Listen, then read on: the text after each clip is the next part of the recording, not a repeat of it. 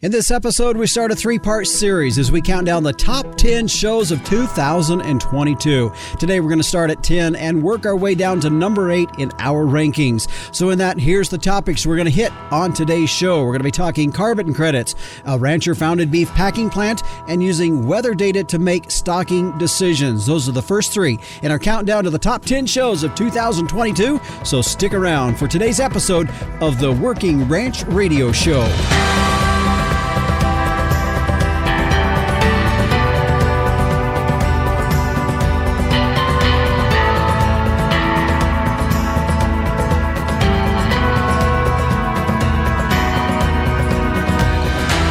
And we welcome you here to the Working Ranch Radio Show. I'm Justin Mills. We thank you for joining us here on our program today. We're going to get into what we're going to be talking about on our show here today in just a few moments. But first of all, just kind of wanting to check in with you.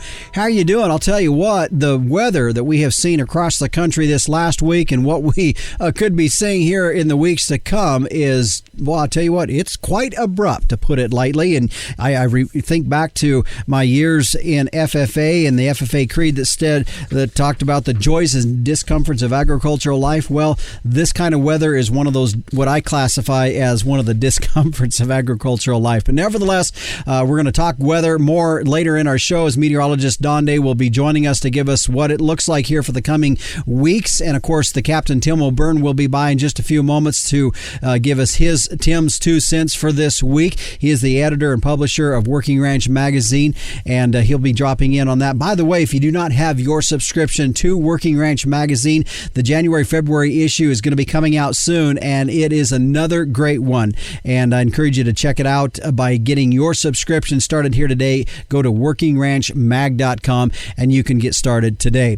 Now, for today's show, though, as I said in the opening, we're going to be starting a three-part series where we work through the top 10 shows of 2022, and we'll start at 10 and work our way down all the way to number 1. So our third show in this series will feature our 3, 2, and 1 shows. Today is 8, 9, and 10, and we've brought in the accounting firm of Dewey, Cheatham, and Howe, and we kept them sober long enough to where we could put through some rankings and some weighted rankings and got together a list that I think will work, that will give us our top 10 shows for 2022 here of the Working Ranch Radio Show. And we're not going to be playing the whole shows by no means, but we're going to be playing snippets of it or portions of it so that you have an idea of what it was a little bit about. But I would also encourage you to go and find these shows and download them when you can on our podcast site at workingranchradio.com. And you can find those shows, download them there, and listen to them. There's also some of these shows will have some extra resources that you can download, white papers and different other things that you can get to. And so we'll talk about those when we get to those shows. But today we're going to be looking at shows 8, 9, and 10. So stick around for that. Right now, though, let's check in with the Captain Tim O'Byrne for this week's edition of Tim's 2 cents. Hey, Justin. Hey, everybody out there in Working Ranch Radio Land. Justin, you are dangerously close to your 100th episode here of this amazing podcast / radio show. Congratulations on that. To all the folks that came out here to Las Vegas, Nevada for the Wrangler NFR, I hope you had a great time and a safe trip back home. And Justin, you know when you stumble across something and you weren't really looking for it? Well, that's what happened to me. I was proofing. We just got done with the Jan-Feb issue. It went to press last week or a couple days ago. And I got to looking on page 125 of the Buyer's Corral, and I noticed a new ad there that I hadn't seen it before. Talking Total Farmer Health Podcast, AgriSafe.org with Carrie Portell. Now, I got to tell you, I went to their website and had a look at it and have a listen. Welcome to the Talking Total Farmer Health Podcast from AgriSafe Network at AgriSafe. We work to protect the people that feed the world by supporting the health and safety professionals, ensuring access to preventative services for farm families and the agriculture community. Hi everyone, I'm your host Carrie Portell, and today we are going to talk about youth safety in ag. Now this is a broad topic and it's one that is important year-round. So we're going to start off by talking to Chris Shivers, who will talk about 2 youth safety programs that they have in Mississippi. And then we will end by talking to Marcia Saltzwiedel, who will give us a comprehensive overview of important health and safety topics for youth in ag. So This is pretty cool. They've got a bunch of very interesting topics here. Gratitude, anhydrous ammonia, heirs property, succession planning, tick-borne diseases, mental health, grain bin safety, and then this one, of course, youth safety on the farm, respiratory health, mental health resources for farmers, health insurance, concerns for older adults working in agriculture. Folks, check it out, agrisafe.org. Go to page 125 of the Jan-Feb 2023 issue of Working Ranch magazine, and we need to congratulate ourselves. That is the 18th year of Working Ranch magazine. Kicking it off. Back to you, Justin, in the booth.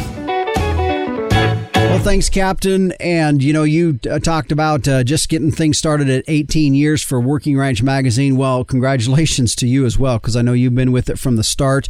And to Drew Lawler, who's the owner of the magazine, to all the team with Working Ranch Magazine for the efforts of over the years of the many folks that have been a part of growing that publication to what it is here today, and one of the most respected news sources, media sources out there here when it comes to livestock agriculture. And so congratulations to you all at Working Ranch Magazine for starting year number 18. Well, right now, let's thank our sponsors of the Working Ranch Radio Show. Zenpro Avela 4. Allow your cows and calves to perform to their full potential with Zenpro Avela 4. And Gain Smart Mineral by Biozyme. Increase pasture utilization with the AmaFirm Advantage found in all Gain Smart minerals. Find out more at gainsmart.com. Performance Ranch. Don't keep your cow-calf herd data in a notebook. Keep it right there in the cloud with Performance Ranch. Find out more at performancelivestockanalytics.com. And finally, the American Simmental Association. And with bull buying season going to take a little bit of a break here for the next couple, 3 weeks due to the holidays, it's going to pick back up again as we head into 2023. And the American Simmental Association invites you to realize that one of the most natural ways that you can increase growth in your calves is through heterosis, which is why with Simmental, it's more per head, period. Sim Genetics. Find out more at simmental.org. Well, stick around. Coming up after the break, we'll begin as we start the top 10 countdown of episodes of 2022 of the Working Ranch Radio Show. After the break, we'll get into what show ranked in the number 10 spot when we come back on the Working Ranch Radio Show.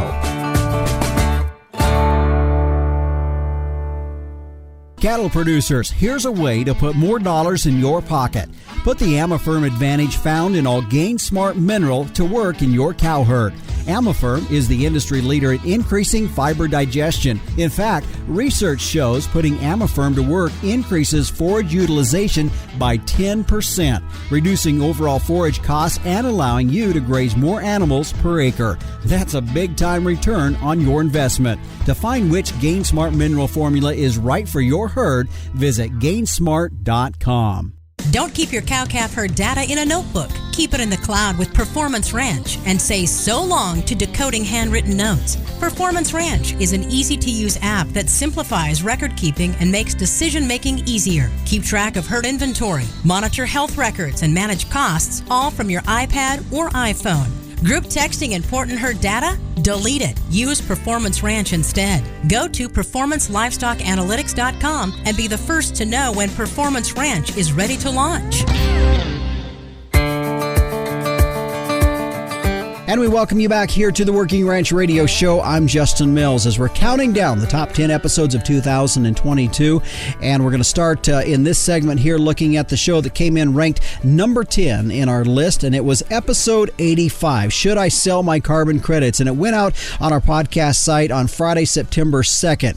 And it was an interview that I did with Dr. Clay Mathis with the King Ranch Institute for Ranch Management, as well as carbon credit expert Dr. Jason Sawyer and an attorney Tiffany Lashmet with the Texas A&M AgriLife Extension. A great show, great topic, I believe, because it's definitely something that a lot of us ranchers have been thinking about or wanted to know more about. And my show came on the heels of them doing a webinar that was entitled the same thing, Should I Sell My Carbon Credits? And we were kind of going off of that, and they also released an official white paper. And in fact, if you go to this podcast site, you will find a link to both of those things. But we're going to jump into my interview, and the first person we're going to be hearing from is Dr. Clay Mathis. Let's jump into a part of that show, episode 85 on Should I Sell My Carbon Credits? Dr. Mathis, let's start with you. And from a perspective, this is a big deal for the ranching industry, which is why you, as the director of the King Ranch Institute for Ranch Management, thought, this is something that you guys kind of just looked at and said, we need to get this out in front of ranchers. And so it is a big topic. Yeah, this question of should I sell carbon credits it's a big one. It's one that many of the producers in this industry have been asking for the last couple of years. And we came together at the King Ranch Institute for Ranch Management and decided that we needed to put together a rapid action team that would dig into this and try to pull together the best information that we have today. So we assembled this team and we had a webinar on it just recently. We wrote a white paper, all of these things just to try to help producers be able to make better decisions in a really uncertain and emerging market area. Mm-hmm. Yeah, and I believe that in that webinar, you guys did a good job of addressing one of the things that really comes out in that webinar is the fact that this is a new and emerging market, and there's just a lot of unknowns, which is thus the purpose of that webinar and our program here today.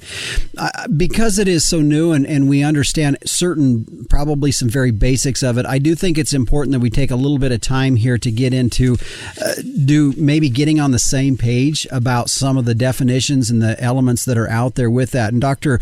Sawyer, I want to go to you. Dr. Jason Sawyer is also joining us, as I said at the top of the program. He is the Chief Science Officer for the East Foundation. And Dr. Sawyer, let's get some foundation to this whole carbon credit element that's out there so that we can really, from a basis standpoint, be all talking the same thing. You bet, Justin. As Clay said, this is certainly an issue that's been in everybody's conversation for a while now. And really, the notion of carbon credits has been with us for, 20 or 30 years. But we're still not always sure what exactly it means. And so the easiest way for me to describe that for somebody is that if plants take carbon dioxide out of the atmosphere, move it through their root system, and put it into a form so that it stabilizes and stays in the soil, then 1 metric ton of carbon dioxide removed from the atmosphere represents a carbon credit. Now, what happens to that carbon or carbon dioxide underground is that it's set aside. It's sort of removed from circulation in the carbon cycle. And that's where we get this notion of sequestration, right? We set something aside. And really what this emergent marketplace for land managers is about, can we measure and quantify and trace that removal of CO2 from the atmosphere in a way that allows others to utilize that as credits to offset their debits to the atmospheric account. So when we talk about some of the production risks that are out there with this, what would some of those production risks be? Oh, that's a great question. So, just because we've established demand for the thing, now we have to create supply, right? And this is what ranches do all the time. We produce products. We tend to think about beef products as an example. We're really good at producing. But if our goal is now to produce carbon credits that we can market, then we should think about the same sorts of production risks that we're exposed to all the time. Some big ones to think about in this space are, how much of that production do I actually control? So we talked about the primary way for carbon credits to be produced is through plant growth. But I'm not really fully in control of plant growth on a given year on my ranch. Mm-hmm. The weather has a lot to say about that, the season of the year, my soil type and texture. And so we would like to be able to predict how much production of carbon we can generate from a given ranch. But unfortunately today, we don't have great tools to make that prediction. And so certainly one source of what I call production risk in this market is a ranch's ability to accurately predict and manage the rate of carbon accumulation in their soil profile. Mm-hmm. There's some other sources of production risk that we might want to consider as well. And, one of those is our soil at some sort of capacity or saturation? Can we actually accumulate more carbon than what's already there? This is an open question. There's certainly some indication that all soil types might have some upper capacity or upper limit. There's some other data that suggests that while that may exist, we're all very far away from it and there's room to grow. But nobody can be totally definitive about that. So I have some capacity risk, you might say, the weather risk that we talked about, and then, just the risk of being able to measure the change. Mm-hmm. So when we start talking about measuring relatively small changes over really large and diverse landscapes, that's a pretty difficult thing to accomplish. And so one of the sources of risk here is that I might actually go out and manage my ground in a certain way that actually does achieve the goal, right? I actually accumulated more carbon, for example, mm-hmm. but because it's variable and it's variable across the landscape, I might not have enough sampling capacity to be able to even detect the change. And therefore, I can't market the product because I can't prove that I have it. Mm-hmm. So in a nutshell, those are a couple of what we see as the key sources of production risk, you might say, in this environment that managers need to be thoughtful about before they commit. Mm-hmm. Let's go now into transactional risks, and I'm going to go now to Tiffany Lashmet. She is the agriculture lawyer with Texas A&M AgriLife Extension. And Tiffany, I appreciate you joining us here on this because I really enjoyed your portion of that webinar because this is a situation where it's a business deal. It needs to be viewed as a business deal between two businesses, and you were very clear indeed of the most important thing they need to do. And what was that? Yeah, absolutely. Well, thank you for having me, giving me the opportunity to speak with you. Yeah, so the most important thing that I tell any landowner looking at a carbon contract is it's critical that you read the contract and really get into the details, understand the intricacies. None of these contracts are written the same. They're not created equally. There's a lot of sort of nitpicky or kind of what you might consider fine print in here that can have major impacts on your operation if you're not paying attention. And I think we'll cut in here. It'd be nice to be able to play more, but I think there's enough there to give you the idea that if you do have a lot of questions about selling your carbon credits, go to this show, episode 85 that aired on Friday, September 2nd, and you can go back and you can listen to our guests, Dr. Clay Mathis, Dr. Jason Sawyer, attorney Tiffany Lashmet, about this topic that I think is very relevant to a lot of us in agriculture. And as I said before, there are some reference links in there. There's a link to that webinar that they aired there with the King Ranch Institute for Ranch Management. Also, there's an official white paper that has a lot of stuff. If you like reading about some of this, those are the two references. I would encourage you to go and find it. So number 10 in our top 10 list for 2022 as we get started here was episode 85, Should I Sell My Carbon Credits? Well, stay with us. Coming up after the break, we're going to take a look at what show was in the number 9 hole of our rankings for 2022 when we come back on the Working Ranch Radio Show. Set up the next generation for a productive lifetime with Zinpro Avela 4. Achieve productive success in your cows with 20% increased conception rate and a 16-day tighter calving interval. Calves from cows supplemented with Zinpro hit the ground running with improved immunity and 28 more pounds at weaning. Allow your cows and calves to perform to their full potential with Zinpro Avela 4. And we welcome you back here to the Working Ranch Radio Show. I'm Justin Mills as we're counting down the top 10 shows from 2022. And it's being done as we look at the numbers from the downloads that we've seen on each show through all of the different various podcast platforms that are out there.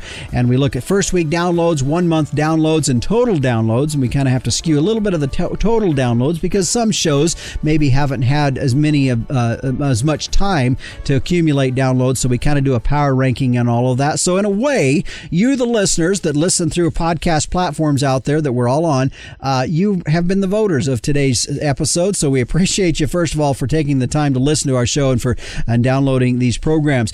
In the previous segment, we hit number 10. It was episode 85, Should I Sell My Carbon Credits? And here's the show that hit the number 9 ranking, and it was episode 97, Sustainable Beef LLC, From Pipe Dream to Reality. Now, that was just a very recent show that aired on December 2nd of this year, but it had quite a few first week rankings in it. And this was a conversation that I had with Trey Wasserberger out of North Platte, Nebraska. He's a co-founder and a rancher. As we talked about how he and several other ranchers came together and have now started, in fact, ground has broken on a 1,500 head packing facility in North Platte, Nebraska. Let's jump in as we hear part of that conversation today on that episode 97, Sustainable Beef LLC, From Pipe Dream to Reality, with my guest, Trey Wasserberger. Trey, I might have got the cart a little bit ahead of the horse here because we jumped right into what's going on here, and let's back up and let's start from. And you talked a little bit about that as far as just the issues at hand that made this all start to happen. But first of all, what we're talking about is Sustainable Beef LLC, and so who's a part of this deal? Yeah, so there's about 7 founders that are involved with Sustainable Beef, and 3 cattle feeding families are involved. Obviously, me and my father-in-law, Kirk Olson, and then Pete and Cassie Lapisotis, and then Bob Maxwell, Rolling Stone Feeders. And they're all within 200 miles of the plant in North Platte. And also our CEO, David Briggs, he's really done the heavy lifting. He owns and operates a co-op in Alliance called Westco in Western Nebraska. He's a hard worker. He's a workhorse. He's a great leader, and we wouldn't be here without him. Then also Bill Jackman, who's from Grant, Nebraska, originally. As you might know, he was a basketball player, played for Duke, later on in the NBA. And and then also our last and final founder was very, very important piece of the puzzle, and that's Mr. Bill Rupp. Mr. Bill Rupp is a former CEO of Cargill Beef Business and JBS Swift. Lives in Loveland, Colorado. We wouldn't be here without him. We originally had him as a consultant early on. Obviously, a bunch of cattle feeders trying to build a packing plant. It's like trying to build a rocket ship to Mars is what I compare it to. And we went out and hired the best guy that was available at the time. That was Bill Rupp. And he believes in this project so much that he invested as a founder and sits on the board. And he's really, really, him and his team, Brian Dirksen and Jeff Smith, both are retired from Cargill as well. One is an engineer and one's an operations guy. They're in the process of designing the plant now. And it's really, really cool because these guys all are formerly from the Big Four in some way or form, but they've always been told to, here's a building, make it work, and process 4, 5, 6,000 head a day and kind of retrofit it. The big major plant that most of our fat cattle go to down the road was an old combine facility, combine harvester facility where they built combines, and they retrofitted it to kill 5,000 head a day now. And that's just, that's incredibly hard. So this team, Bill Rupp and Brian Dirksen and Jeff Smith are really having a lot of fun with this and designing it how they want to. And they've actually used the quote, if they could ever have built a plant while they were in their former positions, they'd had it in North Platte, Nebraska. Yeah. And that's kind of how this all kind of worked. It was a lot of small events, right? A friend of a friend introduces us, and all of a sudden we got some North Platte people involved. And so the cool part about North Platte is we can hit either border, Canada or Mexico, in about 12 hours in a truck. And also we can hit each coast about 24 hours in a truck. So, Central America, and let's not forget, there's 3 C's to this, basically to this project. And one is city, the site, of course, which is huge, having a community that wanted this kind of economic impact. And next is cattle. And of course, no secret about Nebraska. And we quote ourselves from being in the beef state, right? It's agriculture is our state's largest industry, and the beef industry generates like $10.6 billion in cash receipts per year, which is half of the state's entire receipts. So it's a huge business here. Number one in the nation for commercial cow slaughter, number two for beef exports, commercial red meat, and total cow herd. And so it was just a very great place to build a packing plant. And so we got together. It started, and basically in August of 2020, which I'll take you back. We all remember what happened. I still remember the why of this project. And one of the major whys was August 9th, 2019, and that was the Holcomb fire. And I was on my way to the summer video, Western video, there in Cheyenne. And we saw the board drop the limit one day, and then we saw it drop the limit again the next day. And on sheer panic, and it was a fire that caused minimal volume losses, overall beef production. Like, we were shipping cattle to different places. Tyson did a very, very good job of dictating where these cattle would go, because it was one of the largest plants. I mean, it was an electrical fire in the Holcomb plant, which is one of 7 plants that can harvest 6,000 head a day. So that's a big hit. There's only one other plant that's bigger than them, and that's Dakota City, another Tyson plant that kills about 7,000. The interesting part was the Holcomb fire was the aftermath of it, of sheer panic on both sides, as cattle feeders and as packers. It really didn't move the needle much. I mean, the week after the fire, they killed a very, very large amount. I mean, they started killing on Saturdays and had huge kills coming out of it. I think the last week of August, 3 weeks after it, after the plant was shuttered, they killed 644,000 head, which is the same number as the same week the year before. So really, did it really disturb the market like we thought? No.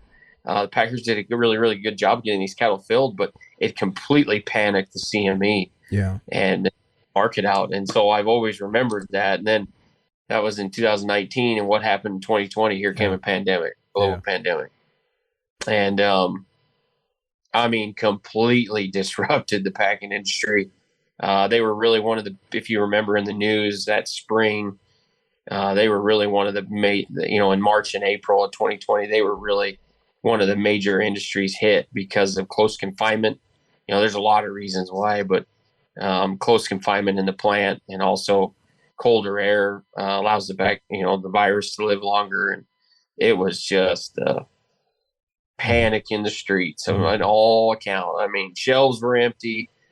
We couldn't get cattle in everywhere. I was sourcing fat cattle all to places I never even could imagine. But packing capacity was huge.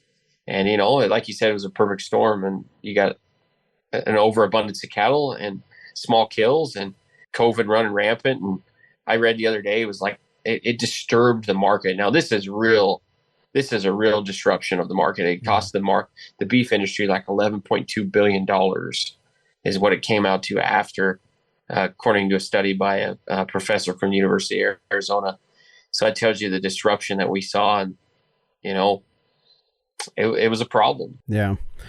Trey, you talked about the 4 C's just a moment ago, and something that we didn't talk about earlier on. We've talked about the cost of building this facility, but that money just doesn't grow on trees out there or on the ears of the cattle out there. So how do you come up with $325 million?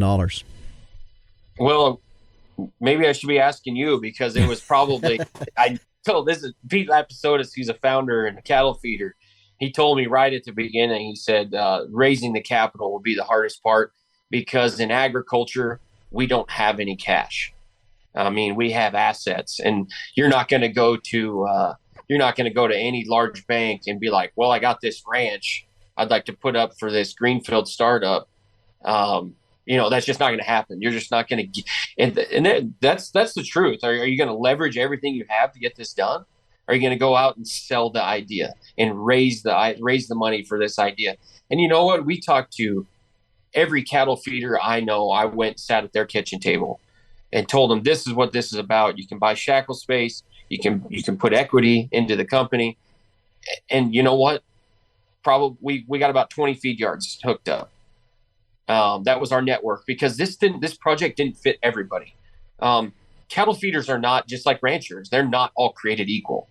Every packer deal is different. And I learned that. And I'm going to be very transparent about that. I was ignorant to that idea. I thought all cattle feeders were the same until I sat down and talked to 50 of them. Did I realize how different we are? And this didn't fit some people's plan. And but it fits, our 3 founder cattle feeding families. It fit us to a T. And this is something we needed to be sustainable. And then also the people that consign cattle, we didn't get large feeders. We did. They've got a packer deal. They're taken care of. We've got the small farmer feeders out there that have 1,000 cows, feed their own, and then when their own calves leave, they fill it with something else in the off season. And that's who this fits. Now they have a place to kill their cattle, and that's never been done before. And we're happy to supply that. And there's going to be premiums involved with that. So was it hard? It's incredibly hard. And no one could have ever prepared me how much work this could have taken. And David Briggs, our CEO, he's just a very, very responsible, well-liked. He's got a great demeanor about him. He's not arrogant. He can walk into the room with some of the biggest players in the industry and go toe-to-toe with them. And that guy brought us to the promised land, in my opinion. He got the investments, and he got the capital raised, and got the capital stack, and allowed producers to maintain majority. He is something else, and the project wouldn't be here without him. And it was incredibly hard. But I heard Elon Musk on a podcast the other day, is they're asking him how much money he's buried into going to Mars. Yeah. And they're like, why are you doing this? Like, why? He's like, well, because I can't go a day without thinking about it. And it possesses me in my sleep and during the day. And I want to go. And you'll do things if it's important enough for you, even though the chances of failure are high. If it's important enough for you, you'll see it through. And I just it resonated with me and this project and my team and the sustainability project as a whole. And this is important to us. This is important to us as a company. This is important to us as cattle feeders and cow-calf producers, and as a community and as an industry. And so we had the audacity to see it through. And that's just a part of my conversation that I had with Trey Wasserberger on Sustainable Beef LLC in North Platte, Nebraska. That's, as I said earlier, they've already broken ground on that. Now, I encourage you to go and find this episode and take a listen to it, because we talk more about some of their partners, one of those being Walmart. And if you want to hear about how that came about and what that entails, go ahead and take a listen. The episode 97, Sustainable Beef LLC, From Pipe Dream to Reality, that aired on Friday, December 2nd. That is the show that holds the number 9 ranking in our top 10 shows from 2022. Well, stay with us when we come back as we're continuing our top 10 shows of 2022. What show was it that was in the number 8 slot in our rankings? Well, stay with us after the break. You'll find out what that is when we return on the Working Ranch Radio Show. Don't keep your cow-calf herd data in a notebook. Keep it in the cloud with Performance Ranch and say so long to decoding handwritten notes. Performance Ranch is an easy-to-use app that simplifies record keeping and makes decision-making easier. Keep track of herd inventory, monitor health records, and manage costs, all from your iPad or iPhone. Group texting important herd data? Delete it. Use Performance Ranch instead. Go to performancelivestockanalytics.com and be the first to know when Performance Ranch is ready to launch. And we welcome you back here to the Working Ranch Radio Show. I'm Justin Mills as we are counting down the top 10 shows of 2022. And we hope you're enjoying it. It is a little bit different, but we're going to spend this episode and the next 2 episodes after that working through our top 10 lists, as we brought in the accounting firm of Dewey, Cheatham, and Howe. We got them sobered up enough so they could go through the results and tabulate something for us. And we come up with a list of top 10. And we've already went through 10 and 9. 10 was episode 85, Should I Sell My Carbon Credits? In the number 9 spot was episode 97, Sustainable Beef LLC, From Pipe Dream to Reality. And the show coming in at number 8, it was episode 80, Using Long-Term Forecasts for Stocking Decisions. And this aired on Friday, July 29th of this past summer. And it was an interview I did with E.J. Rayner, who's a research scientist with the USDA Ag Research in Colorado, and Retta Brugger with the Colorado State Extension.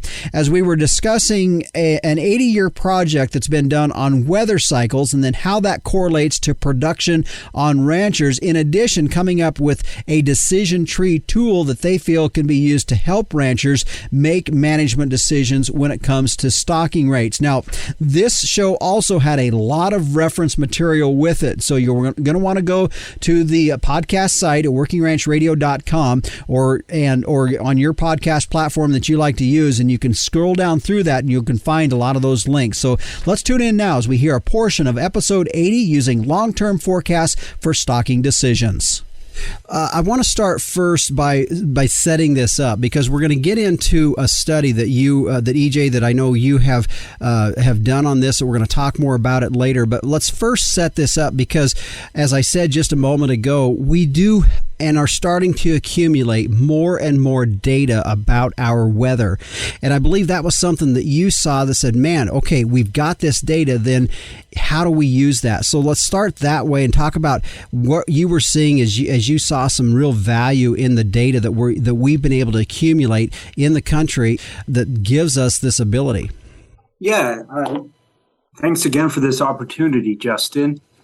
So this work providing early warning signs for stocking decisions in the eastern plains of Colorado, or the shortgrass steppe, where you have a blue grama dominated range, really hails from some work going on in Fort Collins and Cheyenne, Wyoming, led by Justin Durner at the Rangeland Resources and Systems Research Unit.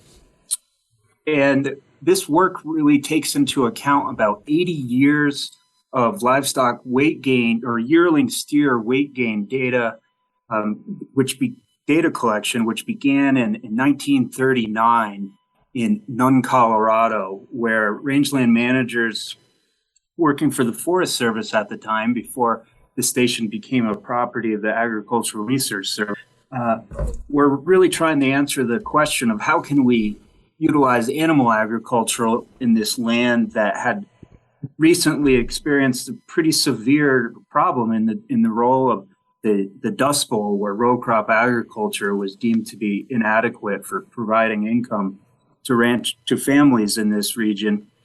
So the government put together some grazing intensity studies using light, moderate, and heavy stock pasture to understand the role of grazing intensity across those three different stocking levels in providing weight gain or beef on this landscape. The outcome that is delivered in some of our work is relative to moderate stocking, where in our pastures, which are about half section pastures, 320 acre pastures, stocked with about 15 to 20 head in moderate stock pasture, yearling steers, 10 head in light stock pasture, and around 25 to 35 in heavy stock pasture, depending on the year, really informs us how to use climate modes, the Pacific Decadal Oscillation, which is a large-scale climate driver driven by sea surface temperature anomalies in the northern Pacific Ocean. And this flips from a cold to a warm phase every 15 to 30 years. And when you're in a warm phase, can be seen like a bathtub carrying warm water. So steam is being able to be carried eastward with the jet stream to provide precipitation for forage production. Now, when that is interacting with an El Nino year, which is the El Nino Southern Oscillation, something that occurs down in the equator, and it flips from warm to cold every 1 to 3 years. When both you're a warm PDO and a warm El Nino, you have a higher stability of forage production from year to year. Whereas if you are in a cold El Nino, which is called a La Nina, this is when precipitation variability is high, and then you really need to mind how many head you stock early in the grazing season. And we'll elaborate on that further. But I just wanted to set up this experiment that has been going on since 1939 and give you an understanding of how we're using these management strategies to inform stocking decisions in the shortgrass steppe. I think the other thing, and we've had lots of discussion with meteorologist Don Day that joins us at the end of every program, gives us a long-term weather update. And we've had also just some shows with him where we've talked about some of the patterns of weather that we've seen. And that was something that, we've talked about here on the show that really, you really see some relevance that at this point in time, you've got a study here. Now it's a matter of we really need to dive into this and then begin to use this reference, this data that you have in order to make it work. Yes, exactly.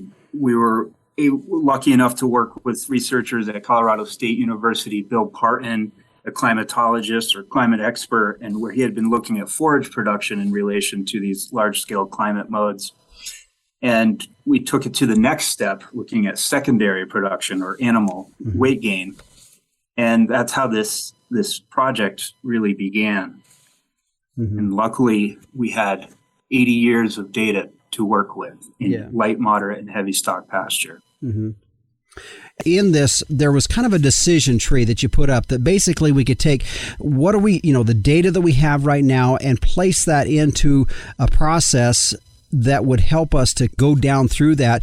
And, one of the things I didn't mention early on that was important is, do we have a drought plan? Do us as ranchers on your operation, do you have a drought plan? Because this decision tree can help you in implementing that. So let's talk about that process and how that would work. Yeah, Justin. So we developed a decision support tool in the form of a decision tree using about 80 years of livestock or yearling steer weight gain data at the Central Plains Experimental Range near Nunn, Colorado. And within this 8-decade data set, we had a handful of drought years and a handful of really good precipitation years, and then many average years. And within that data set, animals were stocked at light, moderate, and heavy across the same pastures each year with season-long grazing management strategies. Now, this decision tree operates on 3 time periods or temporal scales. So you have the Pacific Decadal Oscillation phase, which is either cold or warm, and that depends on the sea surface temperature in the North Pacific for the decade that you are interested in. So currently, we are in a warm phase PDO, whereas during the 2012 drought, for instance, that was the end of a cold phase PDO for Pacific Decadal Oscillation. Okay. Then the next temporal period or tier of interest is something that changes not on the 10 to 30 year cycle like the Pacific Decadal Oscillation, but the El Nino Southern Oscillation, which changes from cold to warm every 1 to 3 years. And then you also have local precipitation amount, which is provided with pretty good skill or accuracy in 3 months in advance through local weather outlets. Now, taking these 3 different time periods or scales of precipitation, you can have an idea of reducing the uncertainty in making a bad decision in decreasing the amount of head stocked in a pasture relative to a moderate stocking rate or increasing. And that was just a portion of my interview that we had with E.J. Rayner with USDA out of Colorado and Retta Brugger with Colorado State Extension talking about using long-term forecasts for stocking decisions. And folks, I guess part of the reason that this was a topic that I wanted to bring, and I think it's very, very relevant, is first of all, weather does have a lot of effects to us in agriculture. But I believe that as we begin to continue to get more and more weather data, that it is going to become something, and there's going to be tools more readily available to us as ranchers that will help us, such as their decision tree that they talked a little bit about there. But even more, we're going to find that we have that ability to really maybe not just really nail it down to the exact day or time of when weather's going to happen, but at least on a yearly basis to know how we need to be making management decisions. And I think it's going to be very critical for us in agriculture. This is a tip of the iceberg, I feel, and I think this show starts that. And so I encourage you to go back and listen to episode 80 using long-term forecast for stocking decision. That was the show that ranks number 8 in our top 10 shows for 2022. Now, Now we're going to take a break here, and when we come back, we're going to jump into our normal routine, and we're going to get into weather with meteorologist Don Day. But if you want to continue with us as we go through our top 10 lists of 2022, well, next week we're going to have episodes 4, 5, 6, and 7 of what those were on our rankings, and then the week after that, join us as we do the top 3 shows of 2022. So be sure to tune in for the next couple of weeks. But right now, let's take a break. When we come back, meteorologist Don Day will join us when we return on the Working Ranch Radio Show. Starting off in the right direction is essential to gaining an advantage later when you go to market your calves. And I have proof that the right direction is with Sim Angus sired calves. A 2020 study by K-State showed that Sim Angus sired steer calves earn more at sale time than all other breed identified sire groups, with at least 50 lots represented on Superior Livestock's 2020 summer sales. The proof's right there. For low-risk, high-potential calves with earning potential, be confident that Sim Genetics will give you more per head, period. Stand strong, Simmental.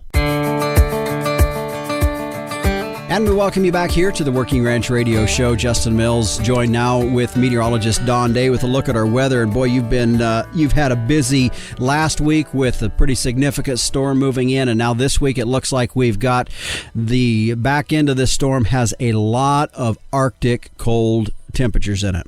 Yeah, the storm that a week ago hit California with big snows in the mountains and heavy rains has taken many, many days to go across the country. And due to its slow movement and due to its scope and size, it's going around and grabbing a lot of very cold air out of Alaska and the Northwest Territories and dragging it through Canada, then right into the heart of the north central United States. And what we do see is a pattern where there's just a lot of cold air, not only on this side of the globe, but we did see not long ago some 70 to 80 degree below zero temperatures in parts of Siberia. And we have a pattern that's just allowing some of that Arctic air to go south. And we've got a very prolonged spell of very cold weather for most of the country coming up. Well, and I know the prolongedness of it that's just what's so tough, when it comes to agricultural, is just knowing that we've got for livestock and everything like that, it's just a matter of keeping them going and keeping something in front of them. Exactly. And, this time of year with the shortest days and the longest nights, and you put on top of that the fact that there's extensive snow cover now. There's pockets where there's not a lot, but there are pockets where there is a lot over many, many miles. And that makes it easier for these Arctic air masses to come in. And that snow on the ground this time of year with these long nights can exacerbate the cold wave. And that's what's going to make this one long lasting.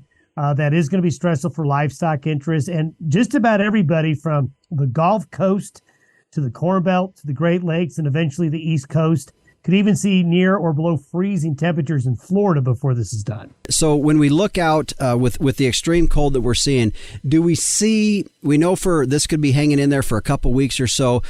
They always talk about a January thaw. Crossing our fingers, are we going to see a January thaw? Well, we probably will. We'll see some moderation in temperatures, because what'll happen is, I just talked about how we have all of this cold air in those higher latitudes.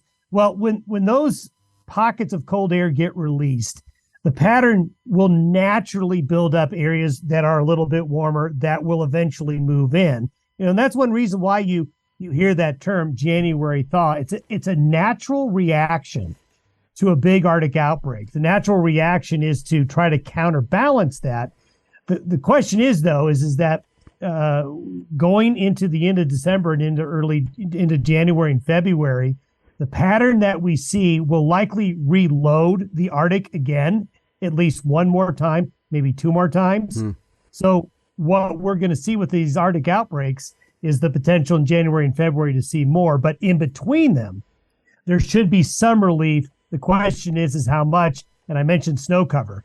if we get a lot of snow cover and it sticks around, that's going to play a role. Mm-hmm.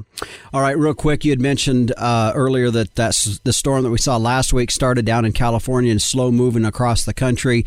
The captain was wanting me to visit with you about this. We do see pretty significant snowpack up in the mountains that do affect the water down into California, Nevada, and that southern part of the country. What's the future of this? Are we going to see that break a bit so they're going to kind of come out of their drought situations and refill some of those reservoirs, or what's your prognosis for now? Well, we're certainly off to a good start, certainly a much better start than we were a year ago. The Sierra Nevada is between 200 and 250% of average. We're above average all across the Pacific Northwest into the upper Colorado River Basin. Snowpacks are all above average. This is a great start, but you got to keep it coming. So we're not guaranteed a big runoff yet. We're not guaranteed filling up those reservoirs this yet. Certainly, we like what we see. But as we get into January, February, March, especially for the Sierra Nevada, those months are really critical. And then as you get into the northern and central Rockies, that March, April, May starts to get really critical for those bigger snows that help out that snowpack. So we're off to a good start. But I'll give you the analogy of a football game. Mm-hmm. At halftime, you're up 2 touchdowns, but that doesn't mean you're going to win the game. So we're up 2 touchdowns, okay, but we got another half to go. All right. Well, it's a good start, despite the cold weather we're going to have been experiencing and the cold we're going to be having here this coming week. But appreciate it. Thanks for joining us here with a look at our weather. Stay warm. And again, that was meteorologist Don Day with a look at our long-term weather. His website can be found at dayweather.com. You can also find a link into his YouTube channel to watch his daily video podcast that's been very useful through this extreme weather, and encourage you to go and check it out for yourself. Well, stay with us. Coming up after the break, in the vein of looking at our top 10 shows for 2022, I'll list out some of those shows that I think were honorable mentions when we come back after the break. Do you have a young child, grandchild, niece, or nephew that loves the weather and wants to learn more? Day Weather has produced a children's weather journal full of weather facts, fun weather experiments, coloring pages, and pages to record weather observations for every season of the year. The weather journal is for ages 3 to 7 and designed to be fun and educational. The interactive weather projects are fun for the whole family to take part in. For only $10, the Day Weather Journal is a great gift idea for any occasion. Click on our Amazon link to order at dayweather.com. And welcome back to the Working Ranch Radio Show. Real quickly, I did want to mention, I've talked about it in previous shows, about Hydrobed's 20,000 commemorative hydrobed that is for sale right now on Big Iron. If you want to even just go take a look at it, I encourage you to do that. But all of the money from the sale of that commemorative bed will go to raise money and awareness for kids with type 1 diabetes. So go check it out, the 20,000 commemorative hydrobed. It's for sale right now, and that sale will be closing on Big Iron on the 21st of December. Now, in the vein of our show here today, I did want to mention some honorable mentions. As you know, we're going through our top 10 shows of 2022. Here are 3 shows that I think are honorable mentions. Episode 92, which was on transportation, something you can't overlook. It was an interview with Aaliyah Hilker-Heiss with Steve Hilker Trucking out of Kansas, and we talked about how important the trucking industry is to ranching. Episode 86, also Insights from Markets to Weaning. That was an interview with Mr. Clint Berry. And then episode 96 on winter cow nutrition. That was with Dr. Megan Van Emmen with Montana State University and Dr. Eric Bailey with the University of Missouri. And also a bonus interview in there with Dane Cooper on genetic testing. He's with Zoetis and also founder of Performance Livestock Analytics, as he talked about his firsthand experience of testing replacement heifers, genetically testing, and how that worked, and some very interesting information that he found out there. So there were some honorable mentions. I'll have a few more next week as we continue our countdown to the number 1 show of 2022. Be sure to tune in next week and the following week as we continue to do that. The Working Ranch Radio Show is a production of Working Ranch Magazine, branded number 1 by America's Ranchers. Thanks for joining us. I'm your host, Justin Mills. And until next time, keep your chin down and your mind in the middle. So long.